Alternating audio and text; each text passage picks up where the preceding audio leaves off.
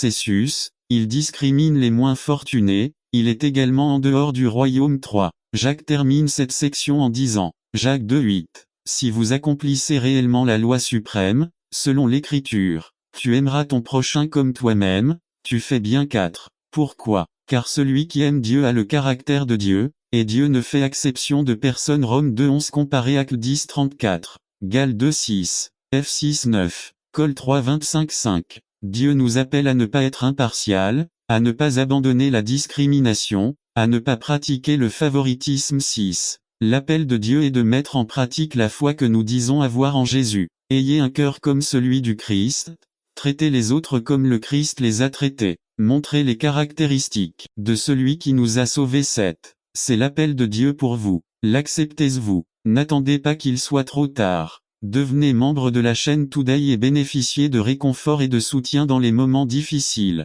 Cliquez sur le lien dans la description de la vidéo. Mardi 9 avril 2024, page 4. Le test de la vraie religion résumé. Lorsque l'évangile a été édulcoré par la prédication de la grâce à bon marché, Jacques lance un appel à une vraie religion. Par Carlos Camarona. L'épreuve de la vraie religion. Texte. Jacques 1, 27. Lecture biblique. Matthieu 25, 33 à 40. Introduction à. Après une brève pause pour raison de force majeure, nous reprenons notre série à Santiago. Bienvenue encore une fois. Nous espérons que la grâce de Dieu nous donnera la compréhension pendant que nous étudions ce passage délicat. 1. Le texte clé, 1, 27, dit, la religion pure et irréprochable devant Dieu et le Père est la suivante: visiter les orphelins et les veuves dans leur détresse, et se garder irréprochable de ce monde. 2. Ce dernier verset du chapitre 1 de Jacques régit la pensée de l'unité qui le précède, ainsi que l'unité qui suit au chapitre 2, 3. Au chapitre 1 22 à 25,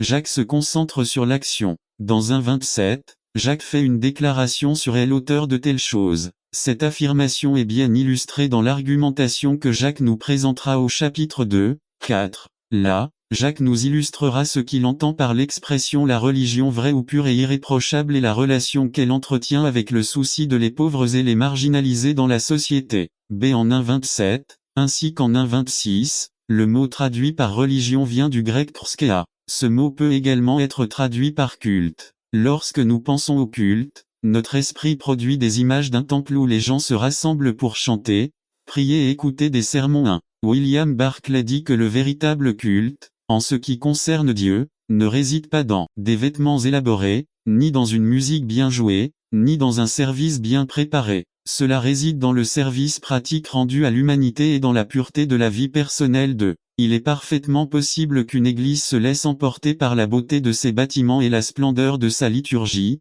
et ne laisse ni temps ni argent pour le service chrétien pratique. William Barclay, la lettre de Jacques et Pierre. Ref. Et Philadelphia. De Daily Study Bible Série, 1976, 61, 3. Ni James ni Barclay ne nous disent qu'une liturgie bien conçue et un temple bien organisé sont intrinsèquement mauvais ou déplacés dans le culte de Dieu, mais comme Barclay l'ajoute, toute adoration est vide et sans valeur à moins que les gens ne sortent de cet endroit pour aimer Dieu en aimant leurs semblables. Page 62. 4. L'enseignement selon lequel la religion extérieure et les rites de culte formels sont vains s'ils manquent de soins et de préoccupation pour les nécessiteux, n'est pas une invention de Jacques. 5. Des prophètes comme Isaïe, Michée, Amos, Osée et Zacharie semblent têtus à l'égard du concept de n'attendez pas qu'il soit trop tard. Devenez membre de la chaîne Today et bénéficiez de réconfort et de soutien dans les moments difficiles. Cliquez sur le lien dans la description de la vidéo. Mardi 9 avril 2024, page 1. Défense des impuissants, notamment à l'égard des veuves et des orphelins.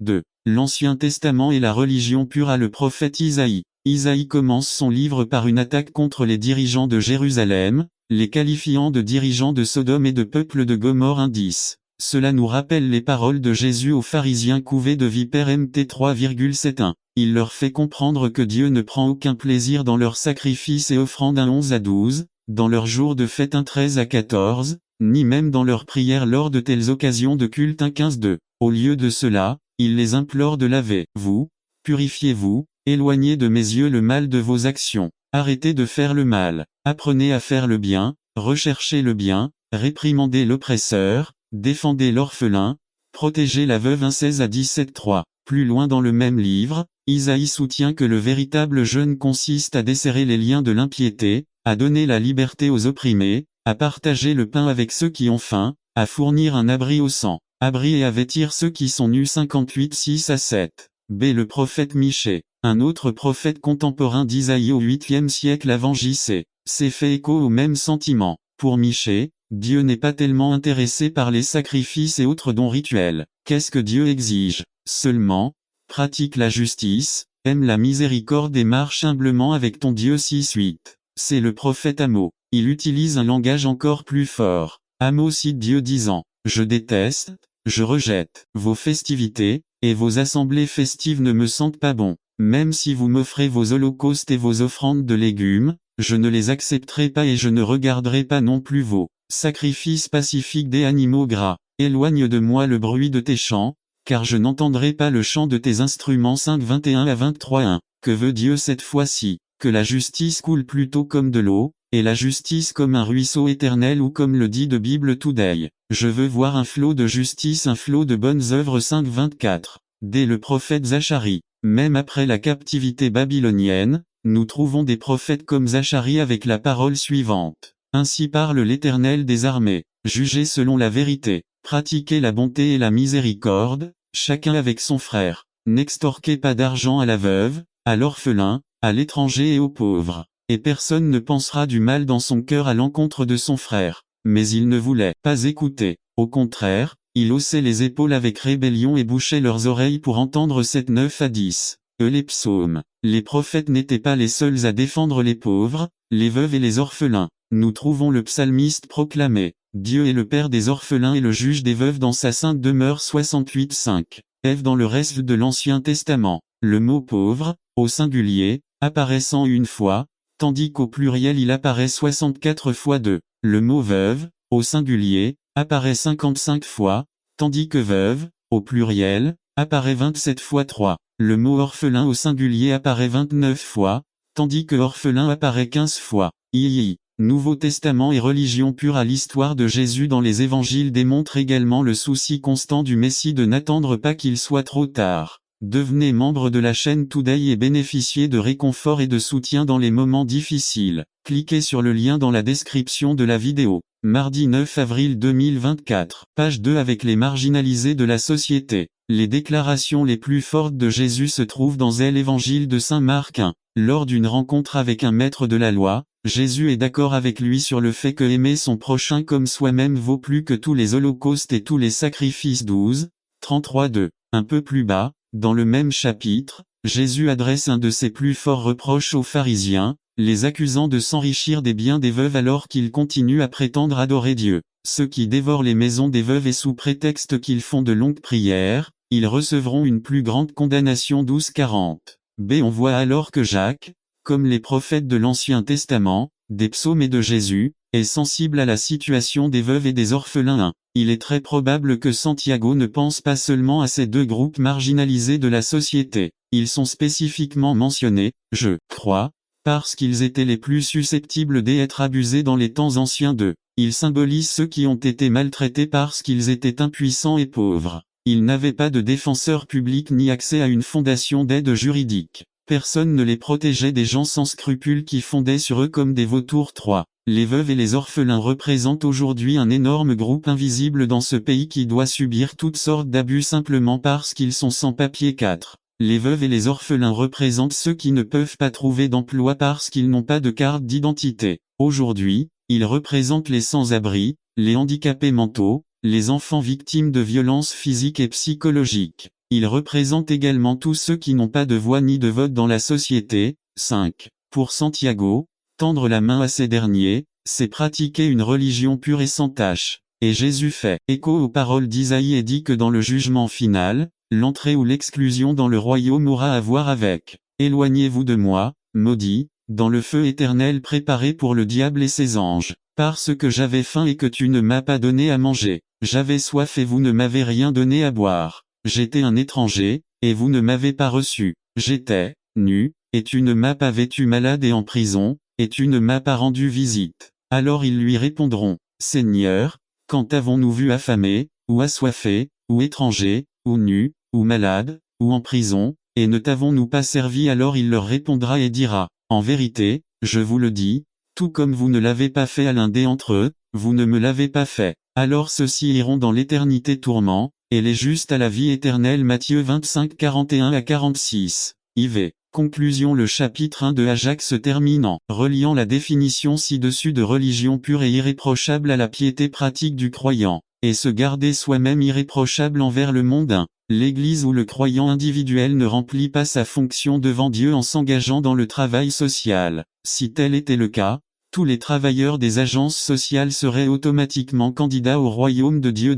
Santiago dit que la religion pura e incontaminada delante de Dios y Padre es esta visitar a los huérfanos y a la viuda en su aflicción, y conecta esta definition usando la conjunction y al concluir y no espera hasta que si trop tard. Devenez membre de la chaîne Today et bénéficiez de réconfort et de soutien dans les moments difficiles. Cliquez sur le lien dans la description de la vidéo. Mardi 9 avril 2024 page 3. Ne pas se tacher du monde 3 et se préserver des souillures du monde. La communauté des croyants n'est pas séparée du monde. Point. Ils ne fuient pas le monde pour se retirer dans une montagne ou un ranch isolé. 4. Le croyant est invité à ne pas se contaminer dans le monde où il doit vivre. De plus, nous ne pouvons pas être le sel de la terre en vivant isolé. Le croyant doit vivre dans le monde. Il ne se séparera du monde que lorsqu'il n'y aura plus rien à faire en lui et que la grâce de Dieu se sera retirée de la terre. 5. Pendant ce temps, le croyant doit vivre dans le monde en aidant ceux qui représentent le Christ dans leurs besoins.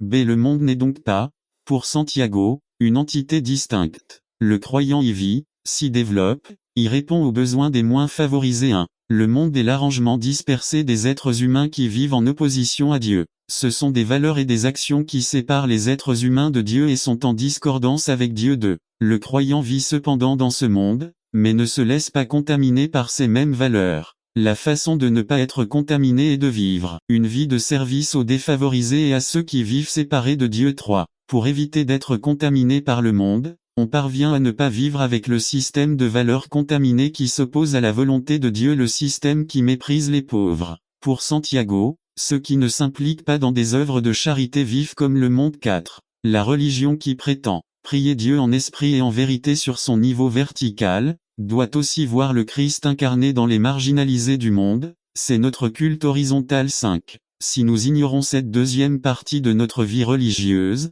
notre religion est un échec, elle est impure, elle est contaminée, puisqu'elle implique que nous vivons avec les valeurs du monde, uniquement pour nous-mêmes. 6. L'Église doit être pertinente pour la société. Nous échouerons en tant qu'Église si nous devenons indifférents aux souffrances de ce monde. Nous devenons partie du monde lorsque nous sommes insensibles à la souffrance de l'humanité au point de ne pas vouloir nous soucier de notre état de conformité. 7. Nous devons nous assurer que notre programme de mission de gagner des âmes est suffisamment large pour inclure ceux qui ont moins de chances que nous. 8. Et seul Dieu peut nous donner la grâce et la vision nécessaires pour mener à bien la véritable mission. 9. Dieu nous appelle à un engagement total. Tu ne veux pas répondre à cet appel. N'attendez pas qu'il soit trop tard. Devenez membre de la chaîne Today et bénéficiez de réconfort et de soutien dans les moments difficiles. Cliquez sur le lien dans la description de la vidéo. Mardi 9 avril 2024 page 4 récapitulatif des rachats. Racheté. Es-tu,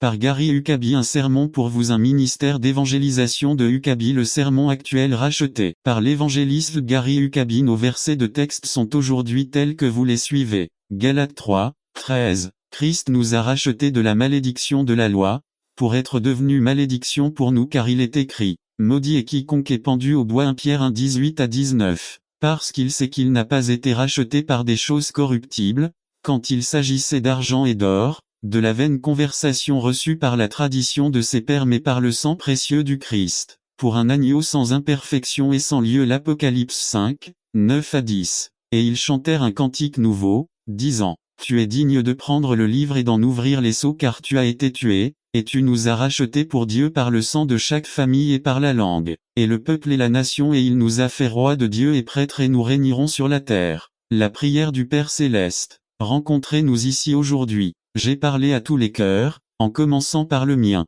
Attirez les perdus vers Christ pour le salut, restaurer l'enfant déchu. Bénis cette parole à ta gloire. En Jésus-Christ notre Seigneur. Amen. Racheté comme j'aime le proclamer. Racheté par le sang de l'agneau. Racheté par sa miséricorde infinie, je suis son enfant et pour toujours. Racheté, racheté, racheté, par le sang de l'agneau, racheté, son enfant et je suis pour toujours. Ces paroles ont été écrites par A.S. Cosby, un saint aveugle de Dieu, qui a écrit plus de 20 000 hymnes et poèmes. Le mot racheté est utilisé environ 62 fois dans la Bible. La majeure partie est fondée dans l'Ancien Testament, 55 fois pour être exact. Le mot racheté n'est utilisé que 7 fois dans le Nouveau Testament, dont 3 que nous lisons dans nos versets de texte. Il existe 8 définitions du mot dans la langue hébraïque et 4 dans la langue grecque. Au total, 8 définitions de l'Ancien Testament hébreu. Le mot est presque identique à l'exception d'une utilisation. Il en va de même pour le mot racheté du Nouveau Testament, car 4 définitions disent pratiquement la même chose. Le mot de l'Ancien Testament et le mot du Nouveau Testament signifient libérer, livrer, sauver, récupérer, racheter, sauver. C'est la première utilisation. La première utilisation du mot racheter se trouve dans Genèse 48:16. L'ange qui m'a racheté de tout mal bénit les garçons et a permis que mon nom soit invoqué en eux et au nom de mes enfants père Abraham et Isaac, et il les laissa croître en multitude au milieu du pays. Le nom de Jacob était désormais devenu Israël, un changement opéré par Dieu. Israël a donné sa bénédiction aux 2 fils de Joseph, Éphraïm et Manassé. La déclaration qu'Israël Jacob fit était à l'Éternel, une prière d'Israël à Dieu pour ses petits-enfants. L'ange dont Israël parlait d'ici n'était autre que le Christ préincarné, l'ange qui s'est battu avec Jacob dans le fort Jabot, au-dessus d'un ruisseau. C'est là que le nom de Jacob fut changé pour toujours. L'ange Jacob Israël racheta alors de tout mal. Cette annulation était le pardon de ses péchés passés. C'est exactement ce que fait l'annulation. Elle signifie que nous avons été rachetés. Alors que nous n'étions autrefois qu'une créature pécheresse, nous avons maintenant été rachetés par le sang du Christ. Exode 21:8. Si elle ne plaît pas à son maître, qui se l'est promise, il permettra qu'elle soit rachetée. Il n'aura aucun pouvoir pour la vendre à une nation étrangère, puisqu'il l'a trompée. Dans cette annulation du passage, il est question de n'attendez pas qu'il soit trop tard. Devenez membre de la chaîne Today et bénéficiez de réconfort et de soutien dans les moments difficiles. Cliquez sur le lien dans la description de la vidéo. Mardi 9 avril 2024, page 1. Une fille à vendre pour être servante, et si son maître n'est pas content d'elle, alors permettra-t-il qu'elle soit rachetée? Lévitique 25:30. Et s'il n'est pas racheté dans l'espace d'une année entière, la maison qui est dans la ville fortifiée sera établie pour toujours à celui qui a acheté à travers ses générations. Il ne sortira pas au jubilé. Cet usage de l'annulation nous parle d'une maison d'habitation dans une ville fortifiée qui doit être rachetée dans un délai d'1 an avec ce qui est vendu. Lévitique 27:28. Nonobstant aucune chose fidèle qu'un homme consacrera à l'Éternel, tout ce qu'il possède, homme, bête et champ de sa possession, ne sera vendu ou racheté. Toute chose fidèle et très sainte au monsieur. L'annulation ici dit que la chose fidèle à l'Éternel ne sera ni vendue ni rachetée. Nombre 18:16. Et ceux qui seront rachetés d'un mois ancien, vous les rachèterez, selon votre estimation, pour l'argent de 5 cycles, après le cycle du sanctuaire, qui est de 20 béras. Ici, nous voyons la Bible qui parle du rachat du premier-né de toute chair pour être racheté d'un mois ancien. Deutéronome 7:8. Mais parce que l'Éternel l'a aimé et parce qu'il a voulu garder le serment qu'il avait juré à ses pères, l'Éternel vous a fait sortir à main forte, et vous a racheté de la maison des esclaves, de la main du roi du Pharaon d'Égypte. Ce passage nous raconte comment Dieu a fait sortir Israël d'Égypte d'une main puissante et les a rachetés de l'esclavage. 2 Samuel 4:9. Et David répondit à Récab et à Baana, son frère, les fils de Rimon le Bérothite, et leur dit, quand l'Éternel sera vivant, qui aura racheté mon âme de toute adversité? Les réponses de David, Récab et Baana son frère, les fils de Rimon, et les dit, comme la vie de l'Éternel, qui a racheté mon âme de toute adversité. 1 Roi 1:29. Et le roi jura et dit, quand l'Éternel sera vivant, il aura racheté mon âme de toute tristesse. David raconte encore une fois que Bethsabée a été rachetée de toutes ses tristesses. Néhémie 1:10. Voici vos serviteurs et votre peuple, que vous avez racheté par votre puissance magnifique et par votre main forte. Ici, l'annulation parle du peuple que Dieu avait racheté par sa puissance magnifique et par un bras fort. Psaume 31:5. Dans ton abandon, j'engage mon esprit, tu m'as racheté, ô accent circonflexe Dieu de l'Éternel ou de la vérité. Le psaume de David inclut l'annulation car il exprime le verset tu m'as racheté, Dieu de l'Éternel ou de l'armée. Psaume 106:10. Et il les sauva de la main de celui qui les haïssait, et les racheta de la main de l'ennemi. Ce psaume raconte l'annulation de la main de celui qui a et la délivrance de la main de l'ennemi. Ésaïe 1:27. Sion sera rachetée par le jugement, et elle se convertira par la justice. Isaïe dit de Sion qu'elle doit être rachetée par le jugement, et qu'elle se convertit par la justice. Ésaïe 51:11. C'est pourquoi les rachetés de l'Éternel reviendront et viendront brûler Sion et une joie éternelle sera sur leur tête. Ils obtiendront allégresse, et la tristesse et le deuil s'enfuiront. Ici, il nous est dit que les rachetés de l'Éternel reviendront et viendront brûler Sion. Ésaïe 52:3. Ainsi parle l'Éternel, il aura été vendu à zéro, et il sera racheté sans argent. Isaïe parle ici de ceux qui se sont vendus pour rien, et il sera racheté sans argent. Ésaïe 63:4. Le jour de la vengeance est dans mon cœur, et l'année de ma rédemption il est venu. Ceci parle du jour de la vengeance, et l'année de ma rédemption est venue. Lamentation 3:58. Seigneur, tu as imploré les causes de mon âme, tu as racheté ma vie. Le Dieu rachète une vie. Luc 1:68. Béni soit le Seigneur, le Dieu d'Israël, car il a visité et racheté son peuple. Nous voyons ici le Christ venir dans le monde pour accorder le pardon des péchés à tous ceux qui croiront. La Révélation 14:3, Y elo cantaron como erant una canción nueva ante el trono, y ante la cuatro bestia, y los ancianos y ningún nombre podría aprender esa canción pero el sien y quaranta y cuatro y mille, que furent redimidos de la terre. La Bible parle ici des 144 000 qui furent rachetés du pays. Nous sommes rachetés. Les rachetés sont ceux qui ont été rachetés de l'esclavage de la nature pécheresse que possède toute l'humanité. Nous n'avions pas du tout le choix dans cette affaire. Il nous est transmis par nos parents. C'est une nature inhérente, qui est contre le Seigneur Dieu. L'annulation offerte par le Christ enlèvera le châtiment de ses péchés et posera ses pieds sur une pierre solide. Ce roc, c'est Jésus-Christ. 1 Corinthiens 10:4. Et ils burent tout la même boisson spirituelle car ils burent de cette pierre du spirituel qui les suivait et ce rocher était Christ. Racheter signifie que je ne suis plus sous la pénalité de mes péchés. Jésus-Christ a payé ma rançon, en attendez pas qu'il soit trop tard. Devenez membre de la chaîne Today et bénéficiez de réconfort et de soutien dans les moments difficiles. Cliquez sur le lien dans la description de la vidéo. Mardi 9 avril 2024.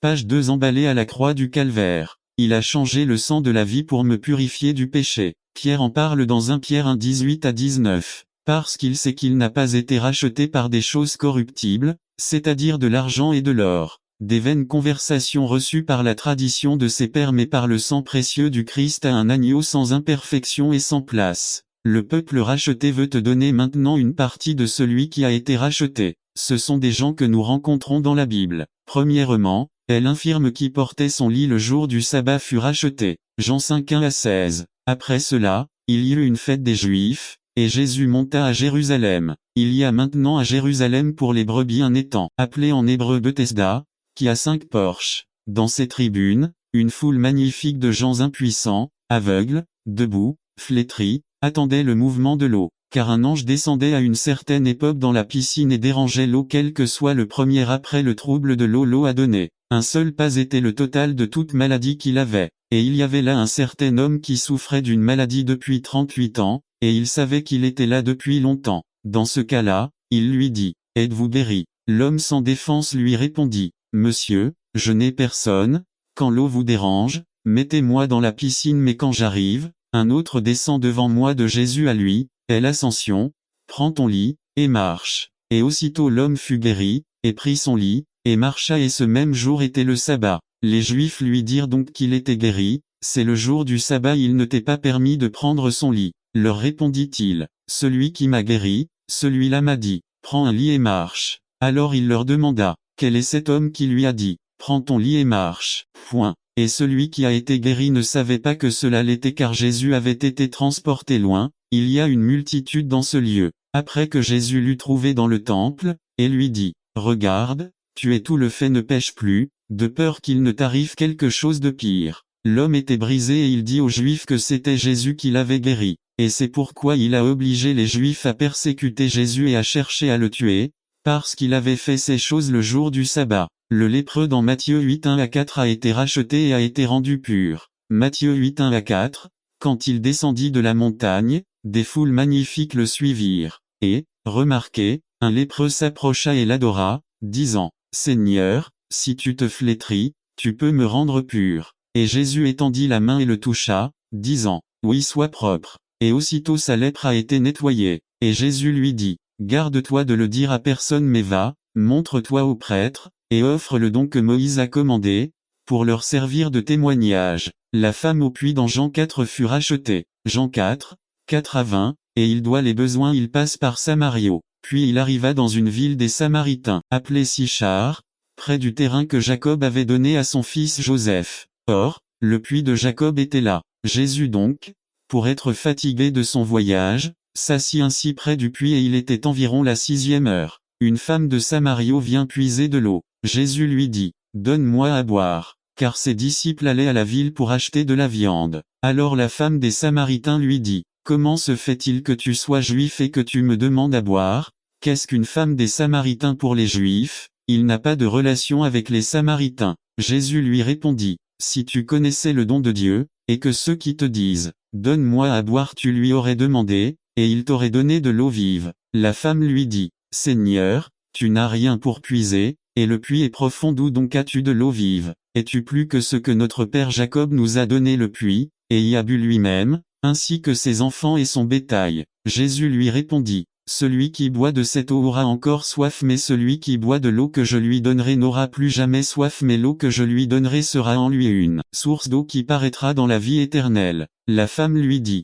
Seigneur, donne-moi cette eau, afin que je n'aie pas soif et qu'elle ne vienne pas puiser ici. Jésus lui dit, va, appelle ton mari et viens ici. La femme répondit et dit, je n'ai pas de mari. Jésus lui dit, tu as bien dit je n'ai pas de mari car tu as eu 5 maris et celui que vous avez maintenant n'est pas votre mari vous l'avez dit sincèrement. La femme lui dit, Seigneur, je vois que tu es prophète. Nos pères vénéraient sur cette montagne et il dit qu'à Jérusalem se trouve le lieu où les hommes doivent adorer. Zaché était dans un arbre. N'attendez pas qu'il soit trop tard. Devenez membre de la chaîne aujourd'hui et obtenez du réconfort et du soutien dans les moments difficiles. Cliquez sur le lien la description de la vidéo mardi 9 avril 2024 page 3 lorsqu'il a été racheté dans Luc 19 1 à 6, et Jésus entra et traversa Jéricho. Et voyez-vous, il y avait un homme, nommé Zaché, qui était le chef des barman, et il était riche. Et il cherchait à voir Jésus qu'il était et peut-être pas pour la presse, car il était de petite taille. Et il courut devant, et grimpa sur un sycomore pour le voir pour lui,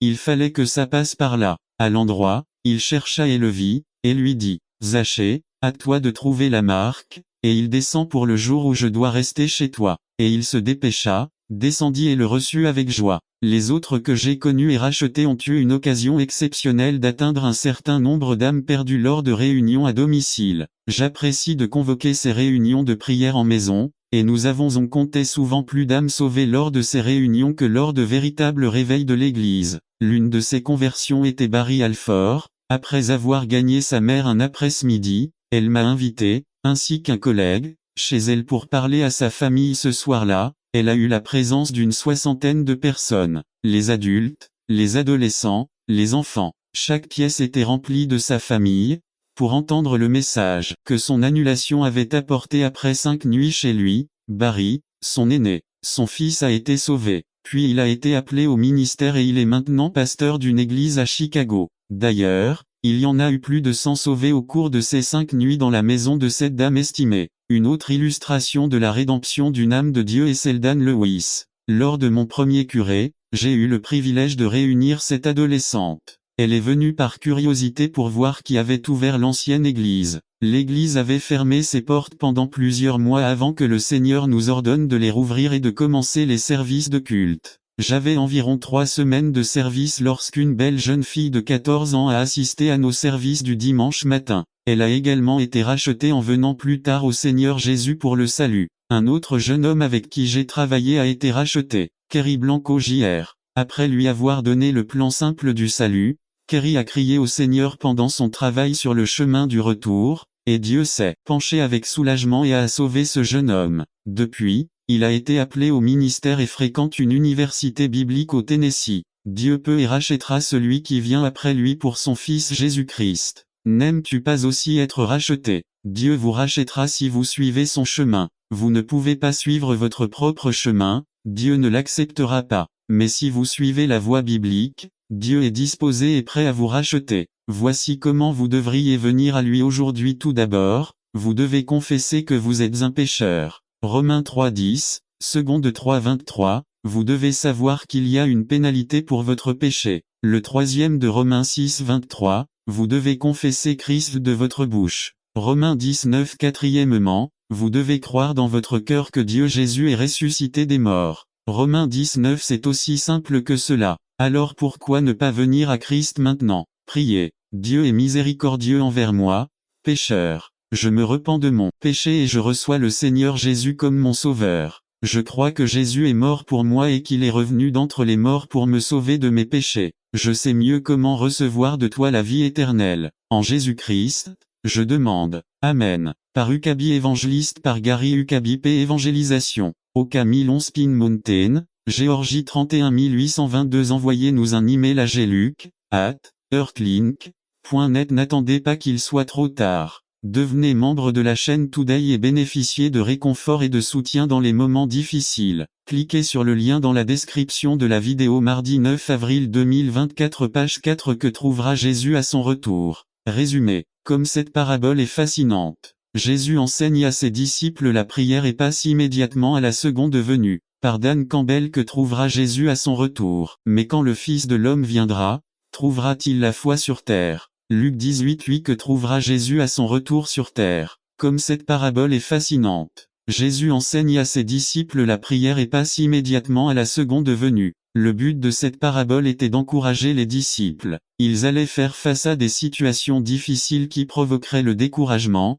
la tristesse et la frustration et l'envie de tout quitter. Vous identifiez-vous à cela? Cette parabole a été donnée pour que les disciples puissent voir l'importance de la prière et de la foi, contrairement au fait de perdre courage face à des difficultés prolongées. Parler de la veuve. Cette veuve vivait dans la même ville que le juge injuste. Jour après jour, la veuve revenait au tribunal pour voir le juge, elle était désespérée et avait besoin de justice. L'hésitation du juge à administrer la justice indique probablement qu'il attendait quelque chose, sous la table. Tout comme le roi Félix espérait que l'apôtre Paul lui donnerait quelque chose pour résoudre son cas. Le juge rend enfin justice à la veuve en raison de sa persévérance. Jésus indique clairement que notre Père Céleste n'est pas comme ce juge injuste, mais par son amour et sa justice, il nous accordera nos demandes. Immédiatement après avoir répondu que notre Père Céleste rendra justice en notre faveur, Jésus demande s'il trouvera la foi à son retour. Maintenant, je demande que trouvera Jésus à Quito à son retour.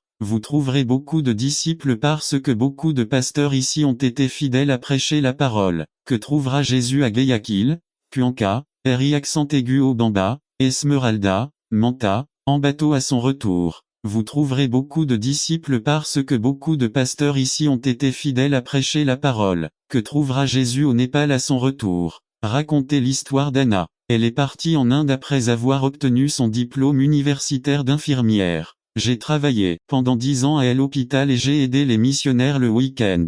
N'attendez pas qu'il soit trop tard. Devenez membre de la chaîne Today et bénéficiez de réconfort et de soutien dans les moments difficiles. Cliquez sur le lien dans la description de la vidéo. Mardi 9 avril 2024 page 1. Mais elle sentait que Dieu avait quelque chose de plus pour elle. Une nuit, après avoir prié, le Seigneur lui montra dans une vision une maison avec des enfants. Quelques jours plus tard, il repart vers le nord, vers la frontière avec le Népal. Lorsqu'il arriva à la dernière ville, il trouva la maison que Dieu lui avait montrée dans la vision. Quelques jours plus tard, elle était de retour à la maison et avait déjà ses 3 premiers enfants. Lorsqu'il l'a découvert, les gens lui ont amené tous les enfants abandonnés. Il a ouvert un orphelinat. Il la connaissait sous le nom de Mamaji, ce qui signifie belle-mère. Racontez l'histoire du bébé népalais. Que trouvera le Seigneur au Népal à son retour? Disciple. Parce qu'Anna a été fidèle à l'appel du Seigneur. Que trouvera Jésus en Sibérie à son retour? Racontez l'histoire d'Oscar et Maria Calcena et de leur fille Ruth. Puis Juan Carlos arrive avec sa femme et ils ont le même appel en Sibérie. Avec l'aide du Seigneur il se rend à Krasnoïarsk, une ville militaire de 3 millions d'habitants à l'accès restreint. Le travail est dur et très peu fruité.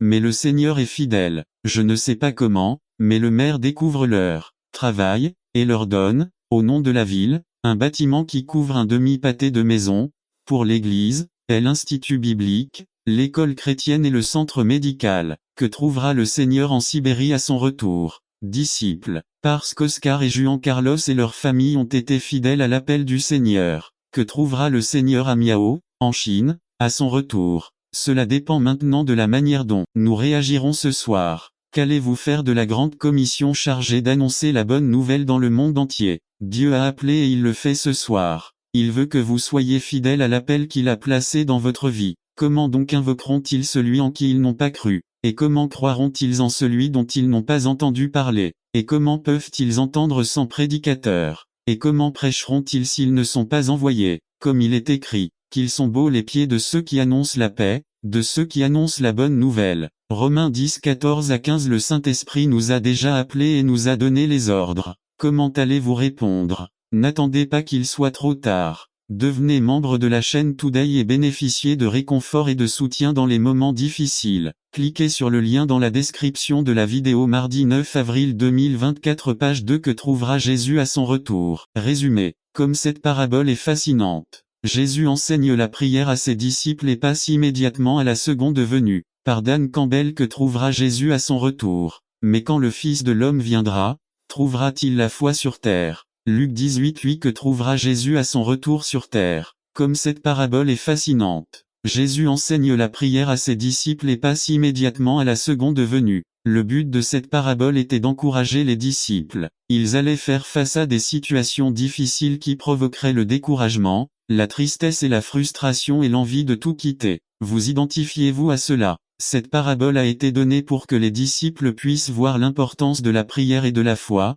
contrairement au fait de perdre courage face à des difficultés prolongées. Parler de la veuve. Cette veuve vivait dans la même ville que le juge injuste. Jour après jour, la veuve revenait au tribunal pour voir le juge. Elle était désespérée et avait besoin de justice. L'hésitation du juge à administrer la justice indique probablement qu'il attendait quelque chose sous la table. Tout comme le roi Félix espérait que l'apôtre Paul lui donnerait quelque chose pour résoudre son cas. Le juge rend finalement justice à la veuve en raison de sa persévérance. Jésus indique clairement que notre Père Céleste n'est pas comme ce juge injuste, mais que par son amour et sa justice, il nous accordera nos demandes. Immédiatement après avoir répondu que notre Père Céleste rendra justice en notre faveur, Jésus demande s'il trouvera la foi à son retour. Maintenant, je demande que trouvera Jésus à Quito à son retour. Vous trouverez beaucoup de disciples parce que beaucoup de pasteurs ici ont été fidèles à prêcher la parole. Que trouvera Jésus à Guayaquil, Cuenca, RI accent aigu au Bamba, Esmeralda, Manta, en bateau à son retour? Vous trouverez beaucoup de disciples parce que beaucoup de pasteurs ici ont été fidèles à prêcher la parole. Que trouvera Jésus au Népal à son retour? Racontez l'histoire d'Anna. Elle est partie en Inde après avoir obtenu son diplôme universitaire d'infirmière. J'ai travaillé pendant 10 ans à l'hôpital et j'ai aidé les missionnaires le week-end. N'attendez pas qu'il soit trop tard. Devenez membre de la chaîne Today et bénéficiez de réconfort et de soutien dans les moments difficiles. Cliquez sur le lien dans la description de la vidéo. Mardi 9 avril 2024. Page 1. Mais elle sentait que Dieu avait quelque chose de plus pour elle. Une nuit, après avoir prié, le Seigneur lui montra dans une vision une maison avec des enfants. Quelques jours plus tard, il repart vers le nord, vers la frontière avec le Népal. Lorsqu'il arriva à la dernière ville, il trouva la maison que Dieu lui avait montrée dans la vision. Quelques jours plus tard, elle était de retour à la maison et avait déjà ses 3 premiers enfants. Lorsqu'il l'a découvert, les gens lui ont amené tous les enfants abandonnés. Il a ouvert un orphelinat. Il la connaissait sous le nom de Mamaji, ce qui signifie belle-mère. Racontez l'histoire du bébé népalais. Que trouvera le Seigneur au Népal à son retour? Disciples. Parce qu'Anna a été fidèle à l'appel du Seigneur. Que trouvera Jésus en Sibérie à son retour? Racontez l'histoire d'Oscar et Maria Calcena et de leur fille Ruth. Puis Juan Carlos arrive avec sa femme et ils ont le même appel en Sibérie. Avec l'aide du Seigneur il se rend à Krasnoïarsk, une ville militaire de 3 millions d'habitants à l'accès restreint. Le travail est dur et très peu fruité. Mais le Seigneur est fidèle. Je ne sais pas comment, mais le maire découvre leur travail, et leur donne, au nom de la ville, un bâtiment qui couvre un demi-pâté de maisons, pour l'église, et l'Institut biblique, l'école chrétienne et le centre médical. Que trouvera le Seigneur en Sibérie à son retour? Disciples. Parce qu'Oscar et Juan Carlos et leur famille ont été fidèles à l'appel du Seigneur. Que trouvera le Seigneur à Miao, en Chine, à son retour? Cela dépend maintenant de la manière dont nous réagirons ce soir. Qu'allez-vous faire de la grande commission chargée d'annoncer la bonne nouvelle dans le monde entier? Dieu a appelé et il le fait ce soir. Il veut que vous soyez fidèles à l'appel qu'il a placé dans votre vie. Comment donc invoqueront-ils celui en qui ils n'ont pas cru? Et comment croiront-ils en celui dont ils n'ont pas entendu parler? Et comment peuvent-ils entendre sans prédicateur? Et comment prêcheront-ils s'ils ne sont pas envoyés? Comme il est écrit, qu'ils sont beaux les pieds de ceux qui annoncent la paix, de ceux qui annoncent la bonne nouvelle. Romains 10, 14 à 15. Le Saint-Esprit nous a déjà appelés et nous a donné les ordres. Comment allez-vous répondre? N'attendez pas qu'il soit trop tard. Devenez membre de la chaîne Today et bénéficiez de réconfort et de soutien dans les moments difficiles. Cliquez sur le lien dans la description de la vidéo. Mardi 9 avril 2024, page 2. Invité au mariage résumé. Cette semaine, nous avons reçu une invitation à un mariage qui aura lieu à la fin du mois. C'est un moment de fête et de joie pour célébrer l'union d'un homme et d'une femme. Par Dan Campbell. Invité au mariage. Bienheureux ceux qui sont appelés au souper des noces de l'agneau. Et il m'a dit, ce sont de vraies paroles de Dieu. Apocalypse 19, 9. Cette semaine, nous avons reçu une invitation à un mariage qui aura lieu à la fin du mois. C'est un moment de fête et de joie pour célébrer l'union d'un homme et d'une femme. Plusieurs fois, j'ai dû présider la cérémonie. Que c'est émouvant. Le mois prochain, mon frère se marie et nous sommes tous très heureux de ce qui se passe dans la vie de mon frère et de ma future belle-sœur. Janelle et moi sommes mariés depuis 20 ans, et il semble que c'était hier que nous nous sommes mariés. Mais, nous allons très bientôt célébrer un autre mariage, celui de l'agneau. L'agneau est notre Seigneur Jésus-Christ et nous, l'Église, sommes l'épouse. Christ a aimé l'Église et s'est livré pour elle, pour la sanctifier, l'ayant purifiée par le lavage d'eau par la parole, afin de se présenter à lui-même une Église glorieuse, sans tache ni ride, ni rien de semblable mais qu'elle était sainte et irréprochable. Éphésiens 5, 25 à 27. Nous allons à un mariage, qui va, ceux d'entre nous qui croient en Christ, son Église, notre salut a scellé notre engagement envers lui. Maintenant, nous vivons dans l'amour et la puissance du Christ, en espérant que n'importe quel jour puisse être le jour où nous sommes convoqués appelés pour aller au mariage. Le processus ou procédure par lequel nous, croyants vivants et morts, sommes appelés convoqués au souper des noces de l'agneau passe par l'enlèvement de l'Église. En un instant, en un clin d'œil, la gravité perdra son emprise sur nous et nous serons transportés de cette terre au ciel. Les tombeaux de ceux qui sont morts en Christ seront ouverts et ensemble nous irons en présence de notre Père céleste. C'est l'espoir de l'Église. Cet espoir est ce qui nous permet de continuer lorsque tout autour de nous s'effondre. Nous savons qu'à tout moment la trompette peut sonner et nous serons emmenés à ce moment-là. Nous serons comme lui et nous serons avec lui pour toujours. Nous devons comprendre que nous sommes des créatures éternelles et non de ce monde fini. C'est pourquoi il est facile de comprendre nos frustrations face aux limites de ce monde. Dieu merci, ce ne sera pas toujours comme ça. Lorsque la trompette de Dieu sonnera, nous irons directement aux noces de l'agneau. Beaucoup de nos amis s'accrochent à tout ce qui est terrestre.